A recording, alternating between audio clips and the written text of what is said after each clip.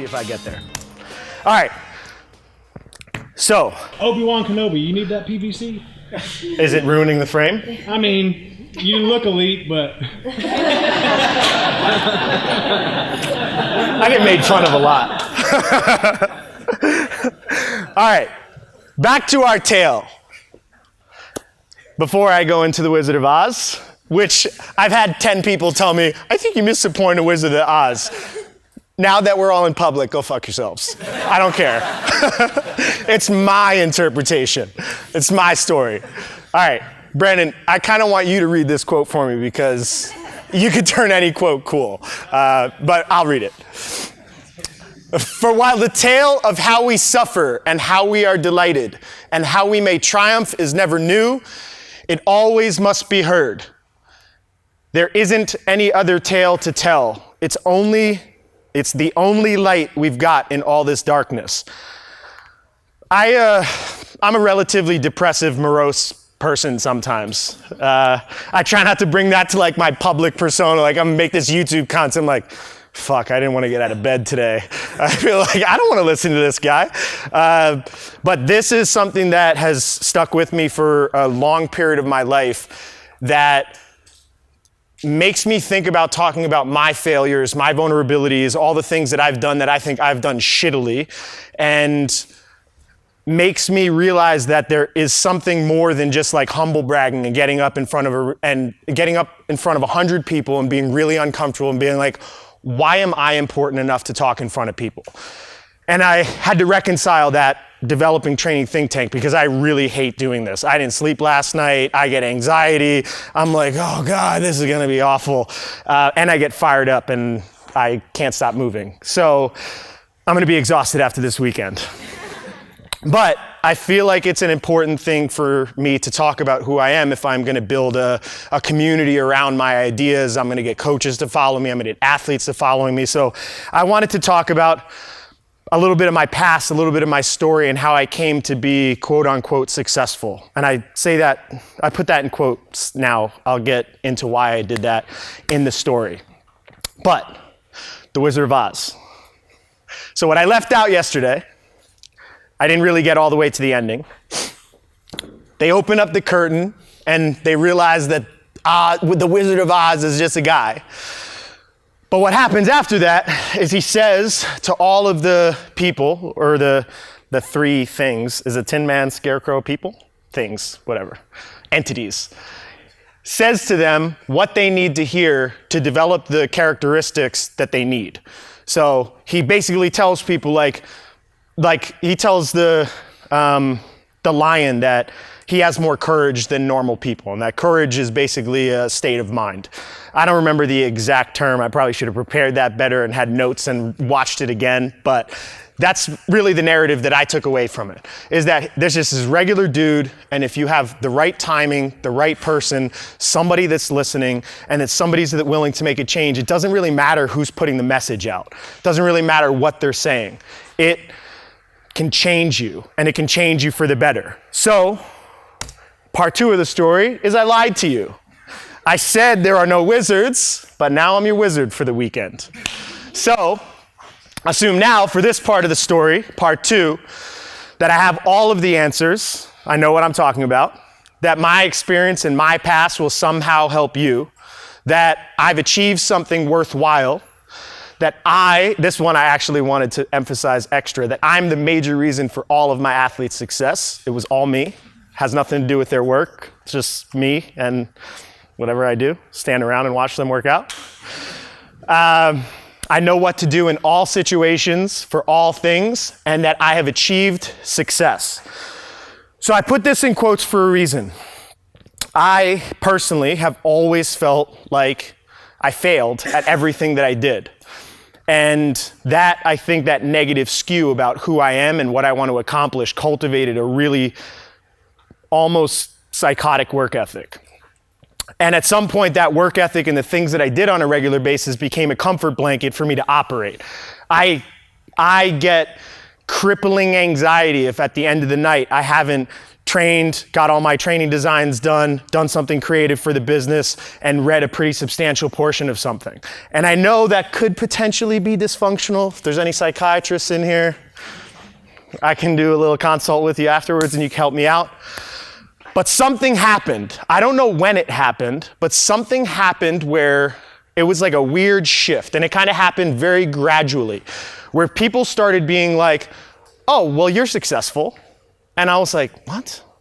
Like, oh, well, you should be happy. Or like, what are you talking about? You're successful. And I kept hearing it, being like, what the fuck? Like, what are they seeing about me that I'm not seeing about me? And I realized over time that people just define that differently.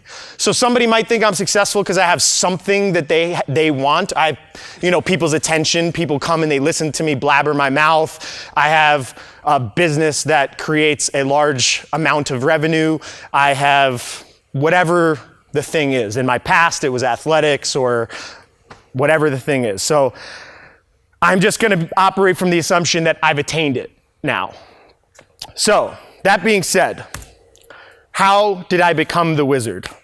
And I did that through a series of failures, really. And I don't know if it's because my ambition exceeds my grasp or because I didn't commit well enough, but I wanted to tell two major stories to kind of illustrate that. One in my athletic phase and one in my coaching phase, about how I became the wizard and then how this organization came to exist, what the process was like for me to actually get there. So the first major athletic venture that I took on was wrestling. It was my first love, and it kind of developed. My dad's an Egyptian, really aggressive, like really intelligent, has 2 PhDs, a master's degree. He went to the Olympics for judo, but he had a really, really rough childhood. And I'm sure if there's anybody in here with immigrant parents, they know that immigrant parents are very different from like what normal parenting is in the States. And so what that meant was I had a wrestling mat. I started doing judo when I was 3 with my brother, who is 8, who beat the shit out of me for 4 or 5 years. And like the first lesson was like, okay, we're gonna go on the wrestling mat and you're gonna learn how to get thrown. So you gotta learn how to fall. This is like a 4-year-old kid in a little gi walking out and getting fucking thrown on the ground and flipped over. And so I hated it. I hated judo. And I was very naturally good on the mat. I was very naturally good at fighting. Even though I was a very lighthearted kid, I had a lot of rage and violence. Like I used to want to squeeze people and choke them for no reason. And even with my dogs now, like run up and bite them. And I'm just like very physically aggressive. I don't know what's wrong with me. But it was very natural for me. So at some point even as a really young kid, I got very burnt out from judo. I didn't want to do that. And so I moved into youth wrestling. I won 2 state titles when I was like 9 and 10 in wrestling, and then kind of got sick of that as well. And part of this happened at the same time that I went through this like really awkward phase of getting chubby, and I didn't want to wear a singlet anymore. And I was a big kid, even as a young kid, my parents called me Thunder Thighs because I had just like huge, big lumbering quads and walked around in a family of my brother's 6'4" and was a fitness model. My sister's 5'11", was a Division I volleyball player and was a fitness model. And then I come out and I'm like, fucking big gorilla. So I was very insecure about it. And I think I transitioned at that point into football because I wanted to take my rage out. And I wanted to slam my head into people as hard as I could. And it felt good. Even as a little kid, I think I started playing when I was 10 and played through my first year of college. But I ended up circling back into wrestling. And I circled back into wrestling when I was in 8th grade. And I went to a high school called Fox Lane, which is in Westchester County in New York. Actually, weirdly, dude here wrestled from where I'm from. Not same school, but ironic, small world. So my brother was the first person to win sectionals from my school in like 30 years. And sectionals, you have to win to qualify for state. And so it was like kind of a big deal. And my brother was like my biggest idol, mostly because he had a six-pack, he was really good looking, and girls loved him. So I was like, I gotta be better than him, because that's all I want to make my life feel better. So at that point, I committed to being the best wrestler that I could possibly be. I didn't know what that really encompassed. So I was pretty naturally good. I had a lot of skill sets developed from judo that carried over, and I went to wrestle at 16, when I was a freshman. So I think I was 15. I wrestled at 160 pounds, but I hadn't really hit puberty yet. I was like a weird half doughboy type person wrestling against grown men. And so my freshman year, I think I went 16-7. It was a very whatever. Like, this kid's gonna be nothing like his brother.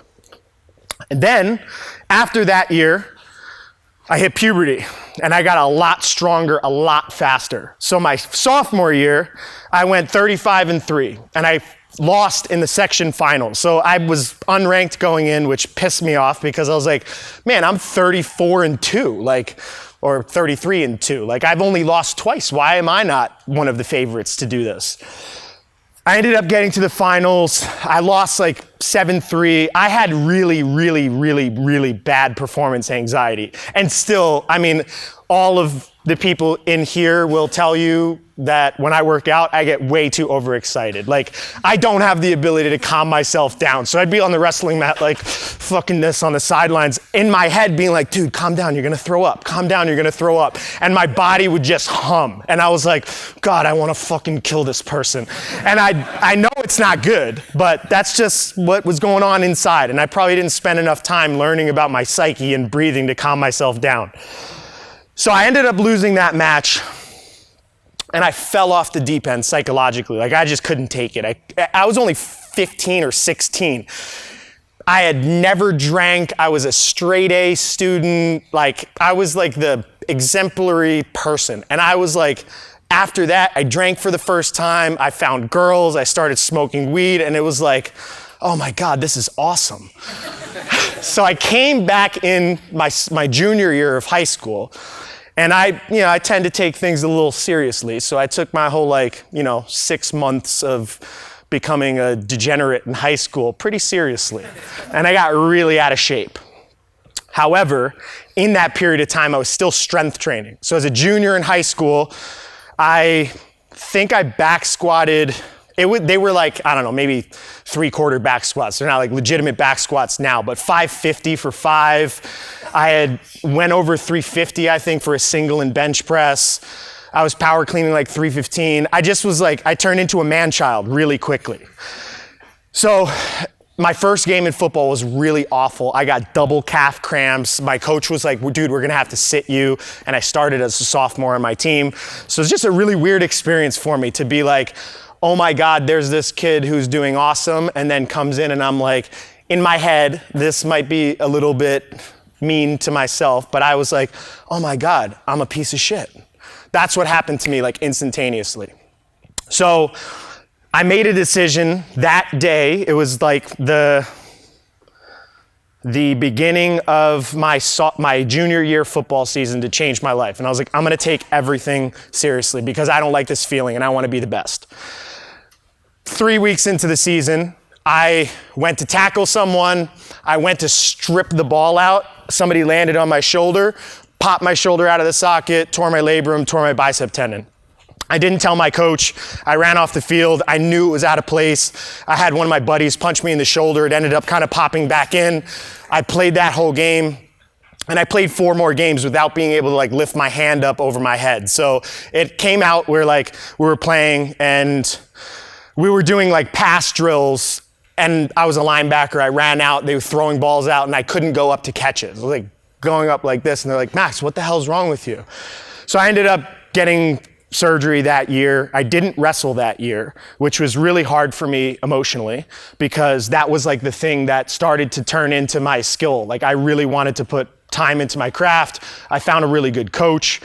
And I felt like I had guidance. I felt like I had someplace to go. So I ended up going into my senior year wrestling season. And in the off season, I wrestled in what they call Empire State Games. I had only really started wrestling again for 3 weeks. I went to shoot a low single. This coach, he was like 240 or 250 pounds at the time. I was probably about 215. He bucked me in the shoulder really quick, popped me down, and broke my ankle. And so I'm like, oh, fuck, man, I can't catch a break. And that was a really, really, really bad time. So I rehabbed back from that. I went to Empire State Games. I ended up taking second. And wrestling in high school is a little bit strange. There's folk style, which is what they wrestle in normal schools. And then there's freestyle, which is what they wrestle in, well, there's freestyle and Greco, which they wrestle in the Olympics and overseas. And obviously all of my background was in folk style wrestling. So I ended up, in the finals, I ended up taking the guy down like 4 or 5 times, but every time he kind of just like pushed me to my hip. And I didn't realize every time he did that, he got 2 points and my takedowns were worth 1 point. So I ended up taking him down like 4 times and losing the match 7-6, because I was giving him 2 points and he was getting 1, or vice versa. Then I went into my senior season, and then it was like, after I lost that match, I was like, all right, I am going to be a national champion, or I'm going to be an All-American. That was the real goal. I was going to win state and be an All-American. In that Empire State Games, I had beat somebody who was ranked in the nation, and obviously I was very unknown. I didn't wrestle my whole junior year. I hadn't done off-season tournaments. My sophomore year, I didn't even make state because I lost right before it. So I ended up going 25-0 in my senior year up to states. I qualified for states. I had 1 match that I didn't beat the person in the first period, and I ended up winning that match like 13-1. And then the finals of sectionals, I think I tech-falled the person like a minute into the second round. So I was really, really good at the time. There's random draw in New York State.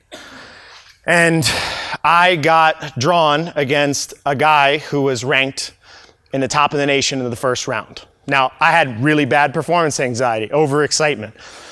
So I find out there's a guy who's actually a professional fighter right now named Gian Vellante. He wrestled this guy in the sectional finals the year before, and it went into double overtime. That guy, Gian Vellante, won, ended up winning state, going to nationals, and taking 4th. And he was an All-American football player. Now, in my head, I already had confidence issues, and this guy, Tom Didino is the guy's name, ended up winning his section easily. So I go to states, and it was like a weird twist of fate. One of my wrestling partners' families was sitting next to this guy's family on the plane to Buffalo, where states were held. And apparently there was like a shit-talking battle about who was gonna win that match.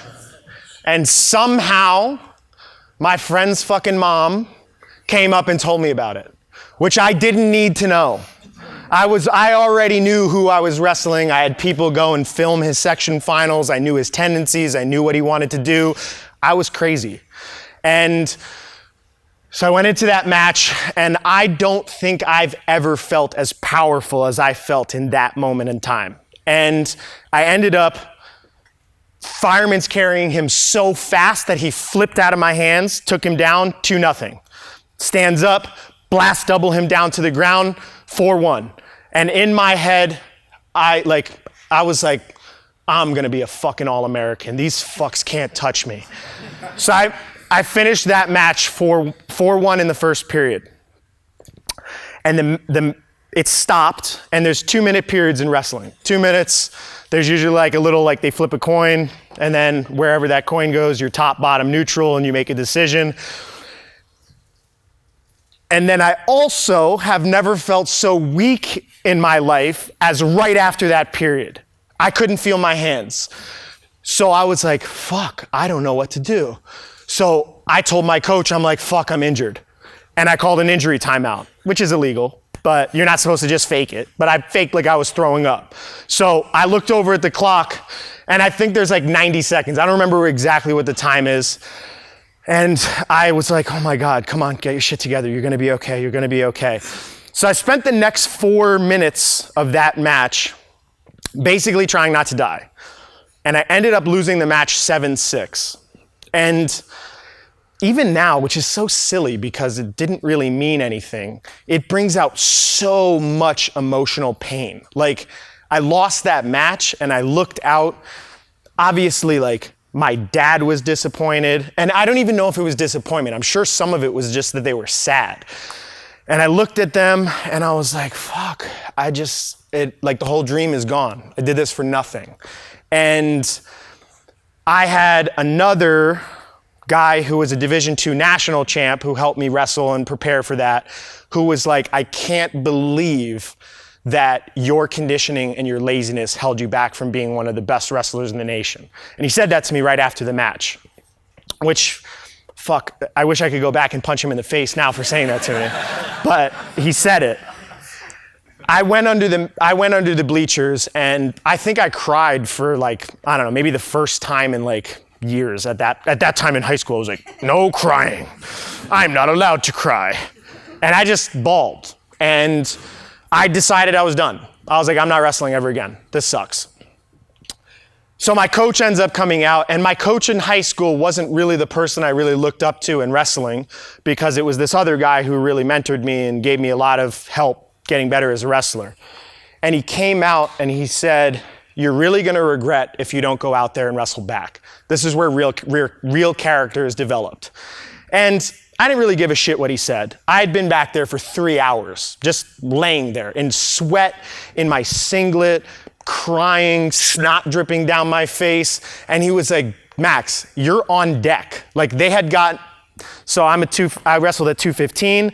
They go through the wrestlebacks, 96, 103, 112, 119, 125, 130, 135, 140, 145, 152, 160, 171, 189. They went through the entire wrestleback series, and it had gotten to me. And that period of time, it was just gone. Like my entire construct of time had disappeared. And I was like, well, I really don't want to have to deal with everyone. So I strapped my singlet up and I beat everyone in wrestlebacks and took third. And I threw my medal out. I think my mom or dad found it because at some point, like years later, they gave it to me framed. And I was like, I could have swore I threw that thing out. But I have it. And I walked away from wrestling. Obviously, that became a really important catalyst for me to work with my athletes to make them know that they shouldn't give up when shit hits the fan. Because who knows what would have happened had I stayed with it. Like there are not that many people that were as big as me that could do full splits and who were that strong, who had that level of fast skill adaptation, who were violent. Like that's just not a combination of skills that most people have at that age. So I could have been something there. And I really loved it, which is stupid because I let one setback take away my whole career. So I used that. And I tell that story because that was just one of many, many, many failures. And these are just some other goals. I won't go into details of the stories of what those are, but I wanted to get a Division I scholarship in football. I ended up being 2-time All-State. I was pretty good. I had gotten a lot of offers to play fullback or get partial rides to schools. I had Division I AA schools recruiting me, but that wasn't the commitment that I put in. It's not what I wanted to be. So I ended up not doing that. I wanted to become a scratch golfer because I heard that you could get a good job at a hedge fund. So I learned how to play golf at 19 and got down to, I think, a 2.7, which was my lowest handicap, which is very strange for a big gorilla who lifts all the time. Like people would look at me and be like, you shouldn't be good at golf. But I was neurotic. I had in my college dorm room, I had a mirror set up and I would tie strings to the ceiling and to the floor and sit in the mirror for hours and pattern my backswing.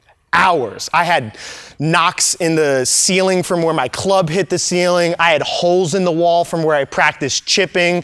Every moment of every day I put into it.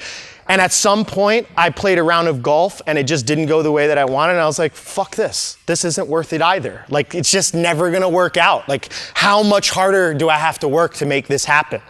Secure a job at a hedge fund. So I went to school. I went to Lehigh University. I turned down like a bunch of Ivy League schools because, again, I didn't want to wrestle like an idiot. And I pretty much could have went anywhere in the country for that, but I had made the decision I was done wrestling. So I went to Lehigh, which is still a great school. I think it was like 31st in the country ranked when I went. And they're really good finance, accounting, engineering. And I was like, I'm gonna be great at this. So I graduated in like 3.5 years. I could have double majored, but I decided not to save my parents' money. So I finished my schooling at an online school and transferred the credits in to get my diploma. I came out of school during the credit crunch. So I interned with Goldman Sachs, UBS, I had a hedge fund offer, and then all of a sudden the financial markets just crumbled. And I was like, all right, well, that's what I was doing for the last 3 years, was trying to get a good job to do this, so now what? Qualified for nationals in Olympic weightlifting. When I was out at Arizona, I worked with Matt Foreman, who writes with Catalyst Athletics, and I was like, I'm gonna qualify for nationals. I'm gonna enter my first meet once my totals are at national level. So I went from like a 285 pound snatch and a 335 pound clean and jerk. When I started working on Olympic lifting in 6 weeks, I went up to like a 308 snatch and a 365 clean and jerk in I think it was like 2 months. I go to catch a clean, my right knee slams into the floor, tear the labrum in my hip. And I'm like, great, another one. All right. So obviously I'm a little bit too intense for everything that I've decided, and shit just always hits the fan.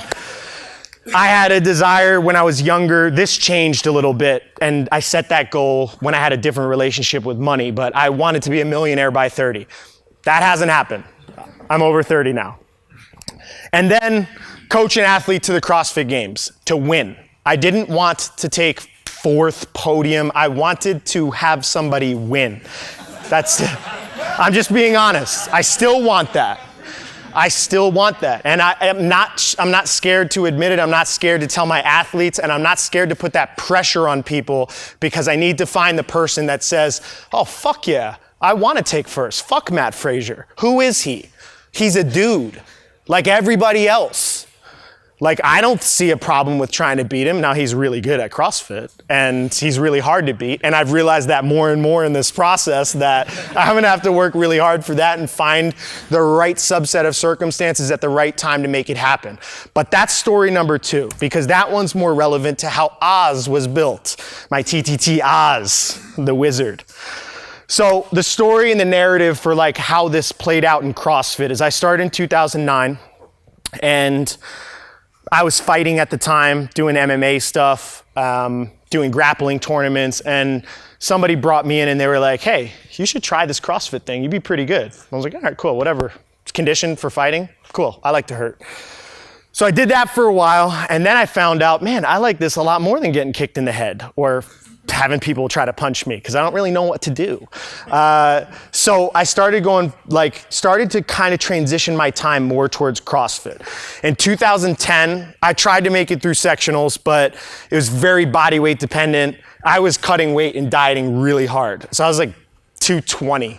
I'm like 240 now, and it's just kind of more of a natural weight, unless I really, really, really weigh and measure all my food and am really strict, which I do if I really have a reason, but right now I'd rather just be more comfortable and work. So I didn't make it through. We ended up going with the team to the games and taking 19th or 18th. I don't remember exactly what. Then in 2011, I had gotten a lot better. Obviously, I had data on everything that every competitor at the highest level posted, but at the time, everybody was posting benchmarks and lifting. And in, 6 weeks into CrossFit, I power snatched 225, and then a couple months past that, I snatched 285. And in 2011, that was like unheard of level of strength. So I didn't really do that much strength work, and I was like, I'm stronger than all these guys. I'm better than Jason Kalipa at all of these types of Metcons. And then the Open came in, it was a really dramatic, like, oh wow, like when the tests are different, I get my ass kicked. So I went to, oh, by the way, the most important part of that is in 2011, both Noah and Travis were in the Open, and I beat them both. And I tell them that all the time. Thank you. Yeah, baby. Yeah. 2012, I decided, like, I went to regionals. I had an experience kind of like wrestling. There was a workout, 100 kettlebells, 100 pull-ups, 100 kettlebell swings. The standard was that you had to be in a perfectly straight line overhead with a kettlebell that was also perfectly straight up and down. I'm not kidding. If the kettlebell went like this, no rep. I did 100 pull-ups, no reps. I think I did sets of 10. Brandon Phillips was next to me, and he was another big dude that I had known about. I knew about him because the one thing I could never get good at was distance running, and he was a big dude who could distance run. So I paid attention to everything that he did, that he posted. Back then, there wasn't like a lot of posting. Was Instagram around then? No, okay. I didn't learn about Instagram until like 3 years ago, so. But I paid attention to him. He was next to me. I think I did 160 kettlebell swings. My hands were bloodied. I knew my judge. He actually worked out at my gym, and the whole time I was like, just fucking punch him. Like, just, like, I was like, what the fuck do you want? Like, I don't know what you want from me. So it went double unders, and then there were 100 overhead squats to finish. I didn't finish the overhead squats. I walked off of that floor. It was in this horse arena. I was covered in dust, and I was just like, what the fuck just happened? I was so hot. I felt like somebody just beat me with a broom over and over again. I was covered in blood, and I was like, I suck at this. Like, I'm not gonna be an individual games athlete. Like, these guys are wired way differently than me. I knew I was intense, and I knew I was strong enough to be good, but definitely didn't have that level of endurance. So I decided 2012, I'm gonna coach people. I know enough about endurance, I know enough about strength work. I can help make this happen. So Travis was my first elite athlete that came on board. He came on board, and he had some really, really impressive numbers. And he was like the first athlete that, like, this is gonna sound weird, but kind of like turned me on and was like, yeah, that's it. Like, I'm ready to go. Not sexually, Travis, don't get excited. And I told him, I was like, look, your positions and your movement just suck to be like, to lift, to jerk, to do handstand walking, to do overhead work, but your engine is where it needs to be. And at the time, like, I had been training a lot. I had access to a lot of data because I was writing programs for James at OPT, who had a ton of data and high-level people, and I was like, you can do this. So Travis goes out in 2013, and he makes the games. Right after that, I got fired. It's kind of a longer story than that, but let's just say I got fired. Because of that firing, I didn't get a chance to go to the games. I was advised by people that it just wouldn't be a smart move to do that. So I had to stay home, which in and of itself was really painful experience because, like, this was my, like, it was the next thing in my life. I'm like, I am going to coach somebody who wins the games. That was the Oz that I was, the wizard that I was trying to build at the time. And he took 18th. I didn't really learn that much because I wasn't there. I didn't see what happened. I didn't see how he executed. Couldn't say anything to him. Our relationship hadn't really fully developed yet. I didn't know much about him. So in 2014, he hit the biggest training peak that I'd ever seen. He might have been stronger and better then than he is now. Not really, but I get excited and potentially maybe overexcited him. I'm like, dude, you're gonna be top 3 in the games. Like, that's how good you are this year. So he ends up making the games again in 2014 by the skin of his nose. And that was the worst competition I've ever seen in my life. And I take personal credit for that as well. It was just for whatever reason, pressure, anxiety, me putting too much pressure on him at the time, I was absolutely terrified that I was gonna go bankrupt because I had just got fired from my previous job.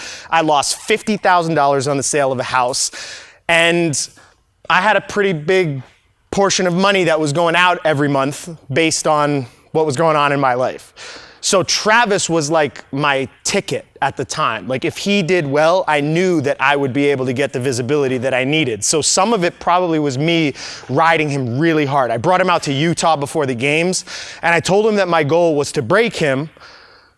We were 3 weeks out. I was like, I'm gonna try to break you psychologically because I know that's what's gonna happen in the games. That's what Castro tries to do. So I really put him through the works. He threw up. At one point he cried. And don't laugh about that because it was fucking bad what I did. Like what I prescribed and asked him to do. He made the decision to do it himself. He made the decision to trust me. Like all of you. So it could have been all of those variables. I think I've learned a lot about how to design things differently and how to communicate messages differently. So then we go to 2015. So at the games, Will took 14th that year. He took 14th, Travis took 18th. I had known somebody that worked with Will, and Will came on board. And in my head, I'm like, okay, well, this is good. Now I can have data from 2 elite people, and I can train them together and say, okay, you know, this is where his numbers are, this is where your numbers were. I knew they had different skill sets. I knew that they had different size profiles. I knew that it would be good to leverage and push one another. So Travis's training, again, went great. Will's training at the time. Will's training has always been both good and bad because we dealt with a lot of injuries, but his speed of adaptation was faster than anybody else. It was like, strength numbers went up 50 pounds, I hurt my back. Strength numbers dropped back down. Strength numbers went up 100 pounds, I hurt my back. And every metric we took was better that year. I go to regionals in 2015. I think Trav was first, right? You were first. Trav doesn't make it. Leading into the last workout, it was muscle ups, cleans. He would have had to win that workout, and I think had he even won, he wouldn't have qualified by like 1 or 2 points or something like that. So that was like the first, oh my God, like I am a horrible coach, I don't know what I'm doing moment in kind of this story and this narrative of how TTT got built. Then we go to regionals with Will, and Will doesn't qualify. And now I'm like, I'm a fraud. I should shut this business down and do something completely different because I don't know what I'm doing. I don't know how anybody could be better than them. And I don't know what I did wrong. And I don't know how to correct it, which is a terrifying feeling when people are like, hey, what should I do for training? I'm like, I don't know. I'm going to make it up. So I don't know what happened. I don't know why I said yes to keep going. I think I was just stuck in a pattern of behavior and was like, okay, well, we're going to do this again. So we end up training, moving forward. Travis's training goes great. He ends up qualifying in 2016, which his qualification again came down to the wire, and he got sick right before the competition. So he was sniffling, and I was like, oh my God, I'm gonna die of a heart attack standing and watching it happen, but he qualified. And I was like, oh God, I've never loved someone so much for doing something, thank you. So I go up, and then Will doesn't qualify. And it was, I mean, Will's whole career could be summarized, well, really in 3 words: injury and no rep. And the no reps really, really played a big role in his not qualifying by like 1 or 2 points in that region in 2016. So now I'm like, okay, now I'm torn. Like, am I good? Am I bad? Should I keep doing this? Whatever. So Travis goes to the games, and if people don't know, like, relationships are hard all the time. Not just like intimate ones, but coaching relationships, they get really intimate when you have to like convince somebody to suffer over and over and over again and be like, hey, are you being soft right now, or are you really hurt? Because there's a difference. And having to ask that question over and over and over again, eventually people hate the person asking the question. And so that started to develop between me and Travis as we started ramping up for games training in 2016. And 3 weeks out, I was just like, I don't know what to do. And I was like, dude, do you want to write your own program? And he said yes. And it was my idea. So, I mean, I'm the idiot. But when he said yes, it was like, I don't know, the only way I can imagine it is like you go up to somebody that got a real crush on and you're like, or you've been dating for a really long time, like, are you still in love with me? And then being like, nah. Like, oh God, this hurts. So he went to the games. The subset of tests were kind of perfect for a lot of what Travis had done in his own training. And obviously I was here, so he'd come in the morning, tell me what he was gonna do. I'd make a couple adjustments, and I just stayed away. Like, I didn't try to come out, not watch him train. Like, I just tried to keep my distance because I'm like, man, I don't want him to give up, and I don't want him to give up on what we're doing, because I feel like there are so few people in the sport that are making continual progress, that are staying healthy, and a lot of shit that I made him do, like, you know, standing around up against a pole doing movement work like this for 4 hours a day to make sure that his overhead squat got better and that he didn't get impingement in his shoulders. I knew that it was important for him. So he goes out and he has his best finish ever. And I'm like, I am a bad coach. He should just program himself. Then 2017 comes around. Noah comes on board. We go to Wadapalooza. Will almost dies. That was a big gut check for me. So I go to the hospital, like, everything's going on at Wadapalooza. Travis's competition is going, Noah's dominating. I can't even feel happy. Like, Travis has finished second at Wadapalooza. He had at the time been to the games 3 times, has finished 10th. But like, I'm insane. Like, I think of those all as losses. Not anymore, but at the time, I'm like, we never won together. So I'm with Noah, he's winning, and I'm like, oh, I'm gonna get the win, like that feeling, but I really didn't give a shit because Will was dying. I'm in his hospital bed like, oh, this doesn't matter at all. Like, I don't give a shit what's going on at Wadapalooza. I just want this guy that I poured time into, that I built a relationship with, to live.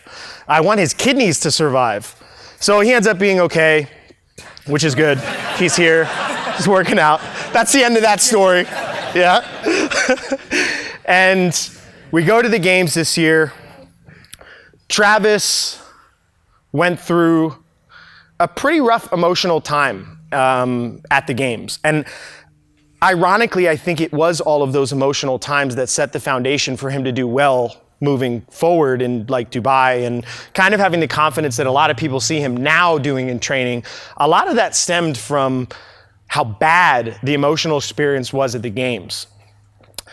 Noah's year, I mean, the pec thing sucked, but to win regionals, go from 15th when he came on and having not been in a good place psychologically, physically, confidence-wise, and to take 4th, 1 or 2 points out of the podium after Ricky got popped. That was for you, Chris, wherever you are. That was a great year for him, for us. And then Travis almost decided that he was gonna quit. Like, he had said, I don't know if I wanna do this anymore. And we went out, and like, it was like this weird twist of fate. We walked around the corner, the warm-up area. So at the games, like, you walk down this little corridor and you make a right, and like, that's where all the game stuff is. If you keep going straight and you make a left and you wrap around into this building over here, that's where the warm-up area was. So there's this little period of space between where the athletes walk out and go into where like they warm up and stuff, and where the entrance of the just general spectators place could be. And there's a little picnic table there.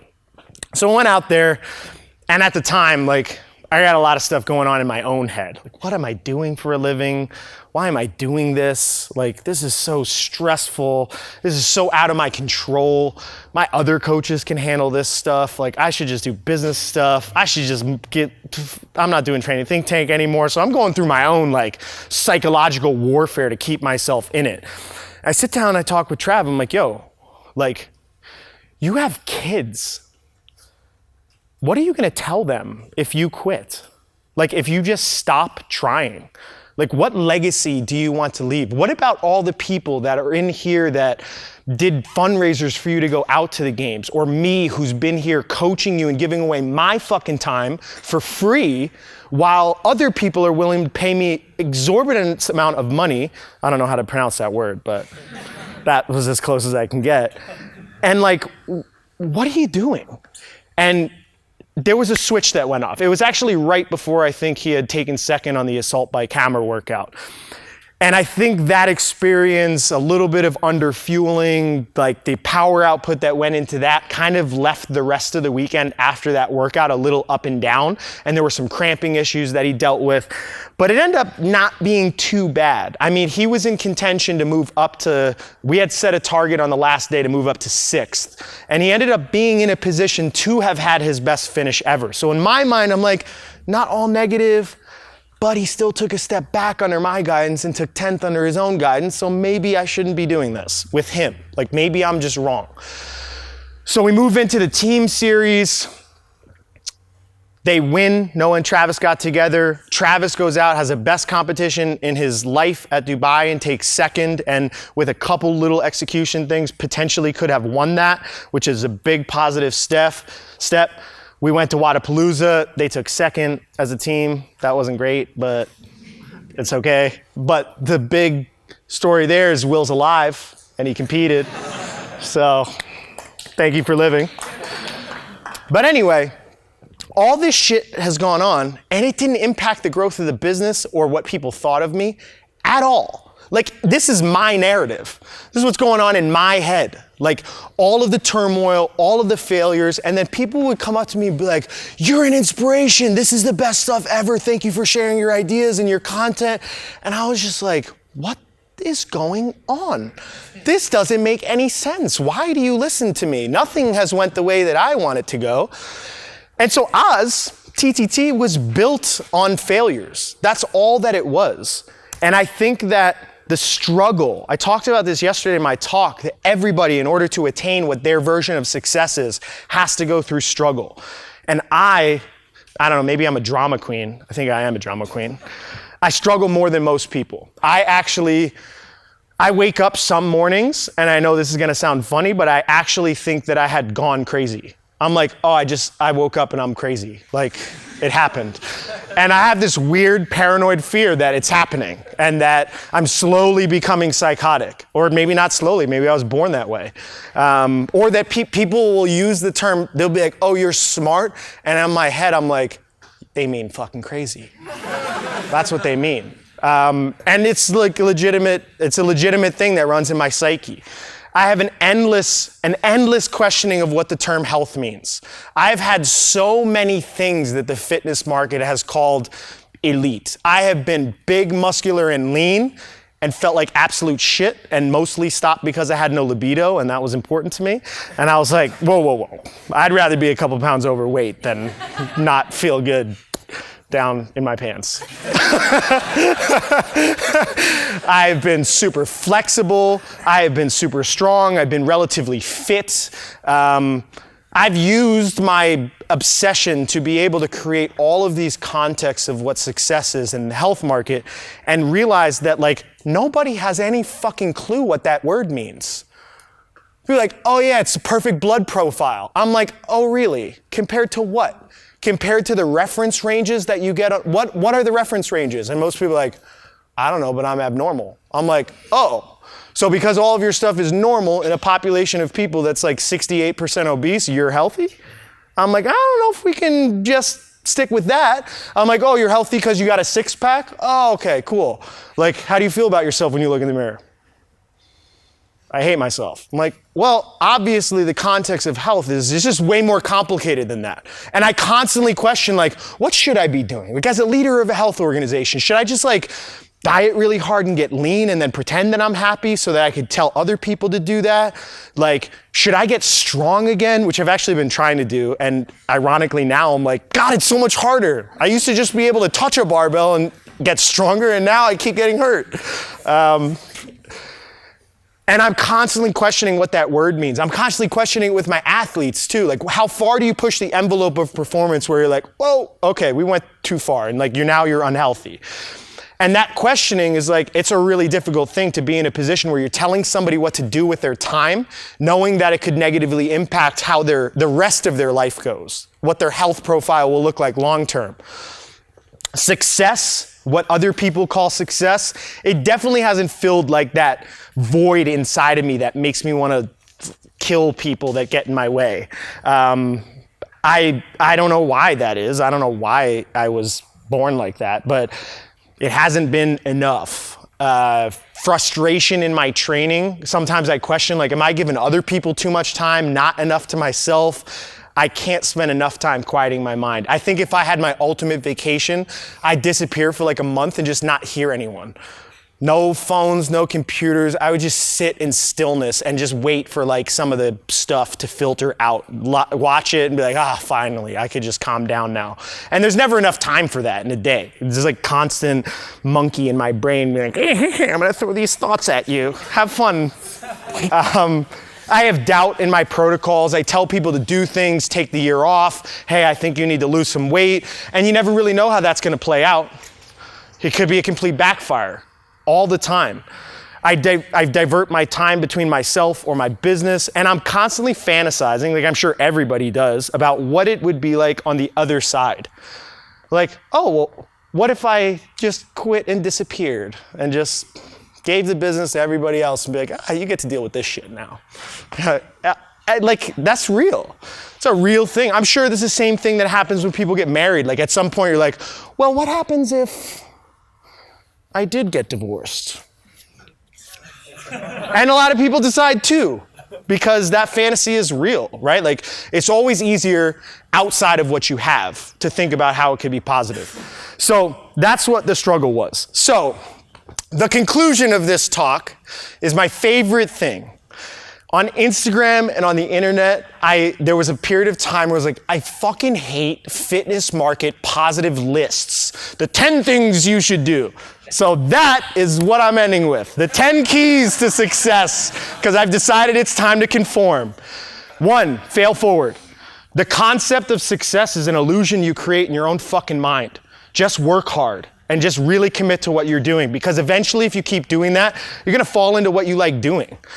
And you're gonna know if you're committing to something and you're like, I don't like this, you're gonna stop. Because if it sucks, you're not gonna be able to deal with enough suffering. 2, find hardworking people and mimic them. I am the ultimate contradiction. In some ways, I'm the hardest working person on the planet, and in others, I try not to waste a single ounce of energy. Like, sometimes I'll be sitting down on my couch and be like, that water's too far away. Not happening.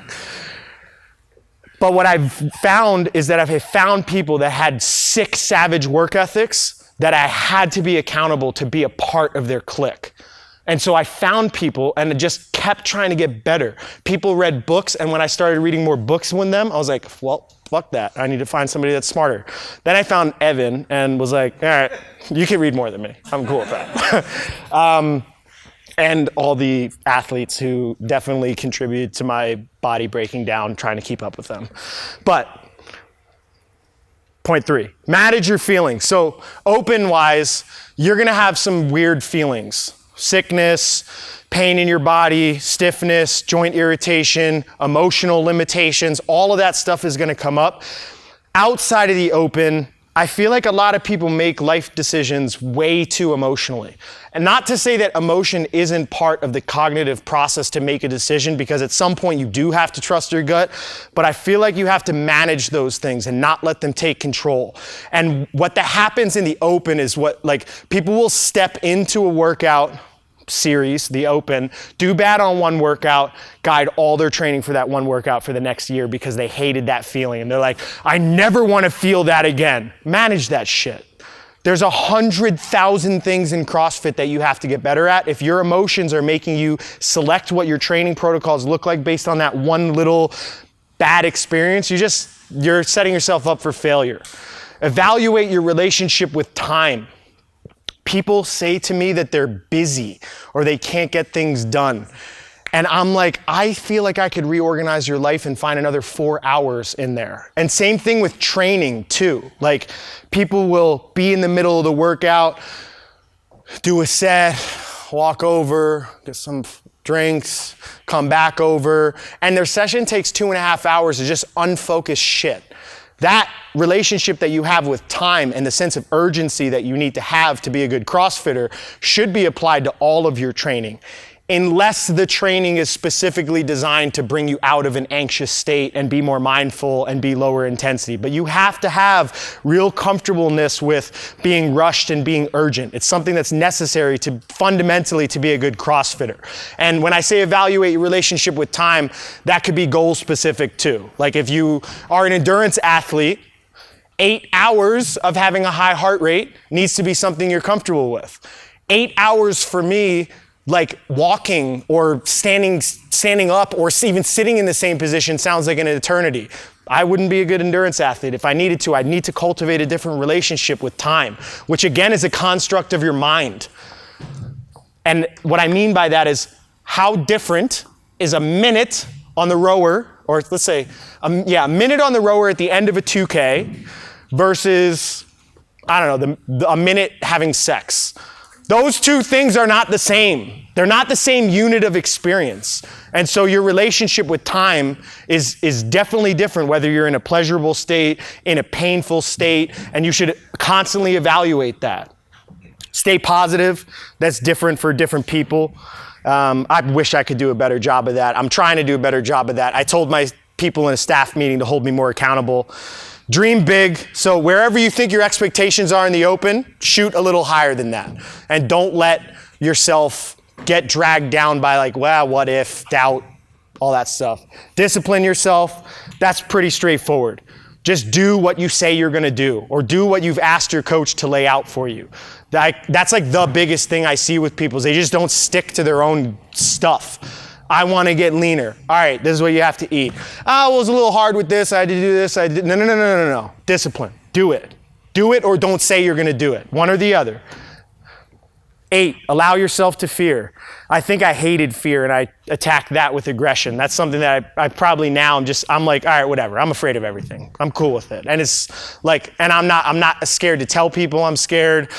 So I think it's something that Brené Brown has really been a big person that people can go to and think about vulnerability and fear and shame and all of those feelings in general.